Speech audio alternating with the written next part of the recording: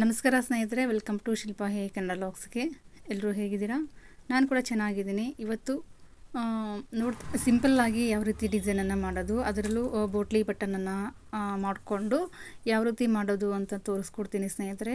ಆರಾಮಾಗಿ ಬೋಟ್ಲಿ ಬಟನನ್ನು ಯಾವ ರೀತಿ ಮಾಡೋದು ಅಂತ ತೋರಿಸ್ಕೊಡ್ತೀನಿ. ಲೈನಿಂಗ್ ಒಳಗಡೆ ಹಾಕಿ ಮಾಡಿದ್ರು ಅದು ಚೆನ್ನಾಗಿ ತುಂಬ ಸೂಪರಾಗಿ ಕಾಣಿಸುತ್ತೆ. ಬಟ್ ನಾನಿಲ್ಲಿ ಲೈನಿಂಗ್ ಒಳಗಡೆ ಹಾಕಿ ಬೋಟ್ಲಿ ಬಟನನ್ನು ಮಾಡ್ತಿಲ್ಲ.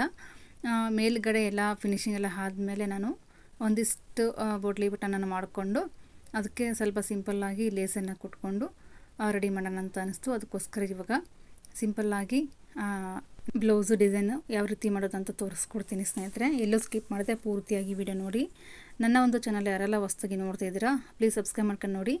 ಪಕ್ಕದಲ್ಲಿರುವಂಥ ಬೆಲ್ಲೈಕನ್ನ ಪ್ರೆಸ್ ಮಾಡಿ ಹಾಲ್ ಅಂತ ಸೆಲೆಕ್ಟ್ ಮಾಡ್ಕೊಳ್ಳಿ. ನಾನು ಹಾಕಿರೋಂಥ ವಿಡಿಯೋಸು ನೋಟಿಫಿಕೇಷನ್ ಬರುತ್ತೆ. ಆವಾಗ ನನ್ನ ಒಂದು ವಿಡಿಯೋ ನೀವು ಸಡನ್ನಾಗಿ ವಾಚ್ ಮಾಡ್ಬೋದು. ವಾಚ್ ಮಾಡಿದಾಗ ನನ್ನ ಒಂದು ವೀಡಿಯೋಸಲ್ಲಿ ಬ್ಲೌಸ್ ಡಿಸೈನ್ ಆಗಿರ್ಬೋದು, ಕಟ್ಟಿಂಗ್ ಆಗಿರ್ಬೋದು, ಸ್ಟಿಚಿಂಗ್ ಆಗಿರ್ಬೋದು ಎಲ್ಲನೂ ಸಿಗುತ್ತೆ. ನಿಮಗೆ ಯೂಸ್ಫುಲ್ ಆಗುತ್ತೆ ಅಂತಲೇ ಹೇಳ್ಬೋದು ಸ್ನೇಹಿತರೆ. ನಾನು ಇಲ್ಲಿ ಸ್ಟಾರ್ ಟೈಪು ಡಿಸೈನನ್ನು ಮಾಡಿಕೊಂಡು ಇದಕ್ಕೆ ನಾನು ಕ್ಯಾನ್ವಾಸನ್ನು ಹಾಕ್ತಾಯಿಲ್ಲ ಸ್ನೇಹಿತರೆ. ಈ ಥರ ನಾಚನ್ನು ಹಾಕ್ಕೊಂಡ್ರೆ ನಮಗೆ ಕರೆಕ್ಟಾಗಿ ಟರ್ನ್ ಆಗುತ್ತೆ. ಡಿಸೈನ್ ಕೂಡ ಶೇಪ್ ಕೂಡ ತುಂಬ ಸಖತ್ತಾಗಿ ಬರುತ್ತೆ ಅಂತ ಹೇಳ್ಬೋದು. ನೋಡ್ತಾ ಇರ್ಬೋದು ಯಾವ ರೀತಿ ಬರುತ್ತೆ ಅಂತ.